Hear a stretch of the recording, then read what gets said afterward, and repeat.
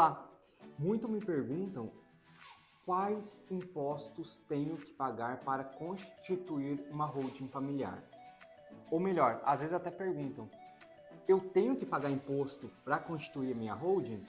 E a resposta é sim, você tem que pagar um imposto. E qual imposto que a gente está falando aqui? Estamos falando do ITCMD, é o Imposto de Transmissão, Causa-Mortes e Doações. É o mesmo imposto pago quando se abre um inventário. A diferença, e aí vocês poderiam me questionar, ok, então as pessoas falam muito de holding familiar, inclusive você, para que se evite o inventário, mas o imposto é o mesmo. Então qual é a vantagem tributária? Vantagens a gente sabe que se tem independentemente da questão tributária, mas tem sim questões benéficas do ponto de vista tributário. E aqui é bem simples a explicação. Suponhamos que nós temos um imóvel, uma fazenda, que esteja avaliada em 10 milhões de reais, valor de mercado. Quando se tem o inventário, se faz necessário o procedimento de inventário, esse imposto da morte, o ITCMD, é esse imposto que a gente está falando, o imposto que tem que pagar no inventário. Ele incide as suas alíquotas, e essas alíquotas variam de estado por estado, mas geralmente é de 2% a 8%, de maneira progressiva. Elas incidem sobre o valor de mercado, o valor venal, é o valor venal que a gente fala. Então, essa alíquota, na hora de pagar o imposto, é sobre esse valor, nesse nosso exemplo, de 10 milhões de reais. Ocorre que, via de regra prática, essa mesma fazenda, esse mesmo bem, possivelmente está declarado no imposto de renda da pessoa falecida por um valor bem menor. É o que nós chamamos de valor histórico, valor nominal. E eu tenho um exemplo aqui. Eu estou trazendo aqui na tela uma declaração de um imposto de renda de um bem, mais ou menos que se enquadraria nesse nosso exemplo. E aqui, o valor nominal dessa terra, que aparentemente, aproximadamente, está avaliado em 10 milhões, aqui consta 175 mil reais apenas. Veja a diferença. E quando se fala em holding familiar, o imposto de doação, e se faz necessário sim a doação dentro de uma holding, e isso já foi explicado em outras situações, por conta da parte da sucessão, ou seja, se doa as cotas da holding para os filhos, para que se evite o inventário, incidiria sobre esses 175 mil reais. Então, haveria, nesse nosso exemplo, um ganho de benefício tributário muito potencial. Imagina uma alíquota, vamos colocar aqui uma alíquota de 4% sobre 10 milhões, pode fazer a conta, e uma alíquota de 4% sobre 175 mil. Essa é a diferença, certo? E esse imposto é inevitável, ele tem que ser pago, pelo menos dentro de uma holding familiar propriamente dita, uma holding familiar em que se terá um planejamento sucessório da família. Ok, e aí nós chegamos em outro ponto. Quando se fala em holding familiar, estamos falando geralmente de transferência de imóvel da pessoa física, do dono desse imóvel, para uma pessoa jurídica, que é a holding. Que por sua vez, lá dentro da holding, essas cotas, né, esse imóvel, através da integralização de cotas, será doada para os filhos. Ok, esse é o sistema da holding.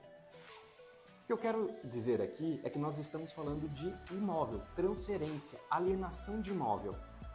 E a alienação, a transferência de imóvel, gera o ITBI, Imposto de Transmissão de Bens Imóveis.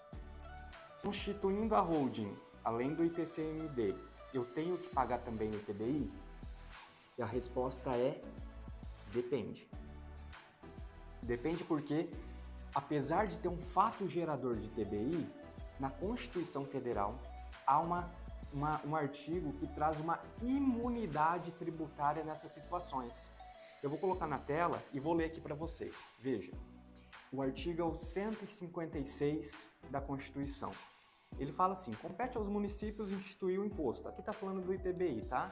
Transmissão inter vivos a qualquer título, por ato oneroso, de bens imóveis, por natureza ou acessão física, de direitos reais sobre os imóveis, exceto os de garantia, bem como cessão de direitos à sua aquisição. Isso aqui é o ITBI, ok. E aí vem a imunidade tributária, no parágrafo 2º do inciso 2 desse artigo. Não incide sobre a transmissão de bens ou direitos incorporados ao patrimônio de pessoa jurídica em realização de capital. O imposto, o ITBI, não incide, volto a repetir, sobre a transmissão de bens ou direitos incorporados ao patrimônio de pessoa jurídica em realização de capital, nem sobre a transmissão de bens ou direitos decorrentes de fusão, incorporação, cisão ou extinção de pessoa jurídica. Parei na metade do artigo. Isso é imunidade tributária. Então, nessas situações não tem ITBI. Não se pode cobrar ITBI na integralização do capital social através de imóvel. Tem municípios do Brasil que vem cobrando sobre a diferença do valor de mercado e o valor que está no imposto de renda, mas isso seria para outro assunto, para outro vídeo. Vamos se atentar aqui agora. Temos uma imunidade tributária. Ocorre que também essa é uma exceção para não se pagar o tributo, mas tem uma exceção da exceção, que incide sim o ITBI quando está no mesmo parágrafo 2º do inciso 1, parágrafo 2º, inciso 1 da Constituição, do artigo 156 da Constituição. Salvo se, nesses casos, a atividade preponderante do adquirente for a compra e venda desses bens ou direitos, locação de bens imóveis ou arrendamento mercantil.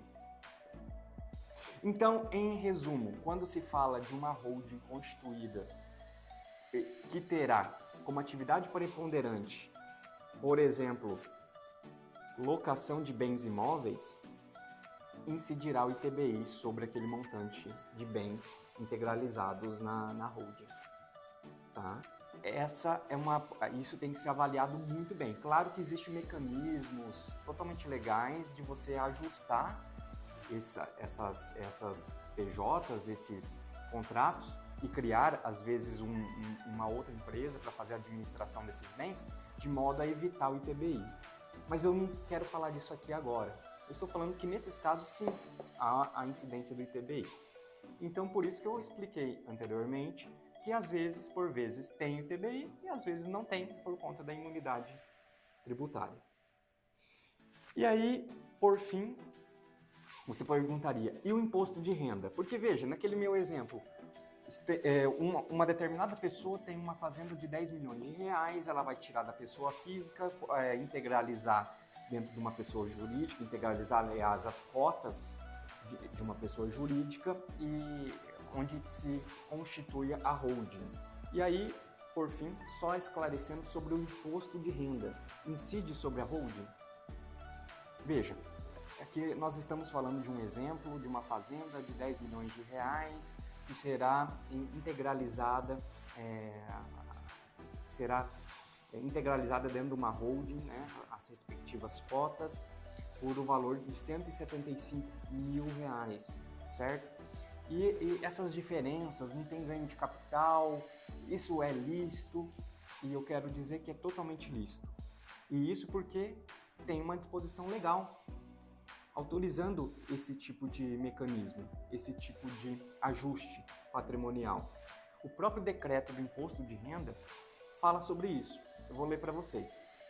O decreto é o 9.580 de 2018, artigo 142. As pessoas físicas poderão transferir às pessoas jurídicas, as holdings, a título de integralização de capital, bens e direitos, pelo valor constante na declaração de bens ou pelo valor de mercado.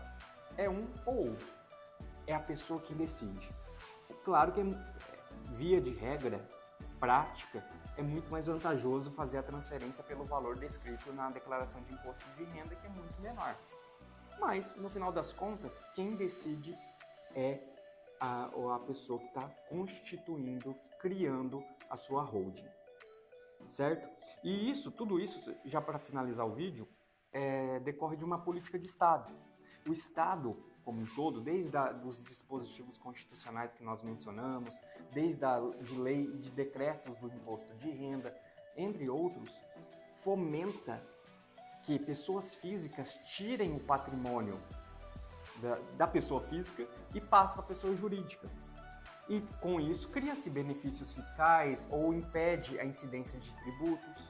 Então, tudo isso é, no final das contas, uma política de Estado.